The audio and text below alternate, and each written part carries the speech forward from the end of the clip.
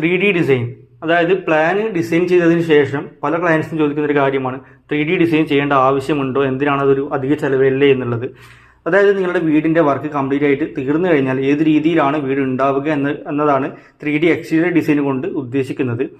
അപ്പോൾ നിങ്ങളൊരു 15 ലക്ഷം രൂപ മുതൽ 20 ലക്ഷം രൂപ വരെയുള്ള വീട് എടുത്തു കഴിഞ്ഞാലും അതിന് നിങ്ങളൊരു 4000 രൂപയോ 5000 രൂപയോ 3D ഡിസൈന് വേണ്ടിയിട്ട് ചിലവാക്കുന്നതിനോട് തീർച്ചയായിട്ടും ഒരു നഷ്ടവുമില്ല. അത് നിങ്ങളുടെ വീടിൻ്റെ പണി കുറച്ചുകൂടി എളുപ്പത്തിലാക്കാൻ വേണ്ടിയിട്ട് മാത്രമേ ഉപകരിക്കുകയുള്ളൂ.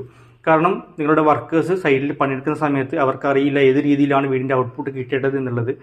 ഇതിൻ്റെ പുറമെ വർക്കിംഗ് ഡ്രോയിങ്സ് കൂടി നിങ്ങൾക്ക് പ്രൊവൈഡ് ചെയ്യാൻ പറ്റുമെന്നുണ്ടെങ്കിൽ തീർച്ചയായിട്ടും നല്ല രീതിയിലുള്ള ഔട്ട്പുട്ട്, എന്താണ് നിങ്ങളുടെ ഡിസൈന് ആ രീതിയിൽ തന്നെ വീട് നിങ്ങൾക്ക് കിട്ടും. കാരണം ഓരോ സ്റ്റേജ് വൈസുള്ള ഡീറ്റെയിൽഡ് ഡ്രോയിങ്സ് കൊടുക്കുന്നതിലൂടെ പണിക്കാർക്ക് അല്ലെങ്കിൽ വീട്ടിൽ ആരാണോ വർക്ക് ചെയ്യുന്നത്, കോൺട്രാക്ടർ ആയാലും അവർക്ക് ഏത് രീതിയിലാണ് ഡിസൈൻ പോവേണ്ടത്, ഒരു ഡിസൈൻ ഡീറ്റെയിലിങ്സ് ഒക്കെ മനസ്സിലാക്കാൻ വേണ്ടിയിട്ട് സാധിക്കും.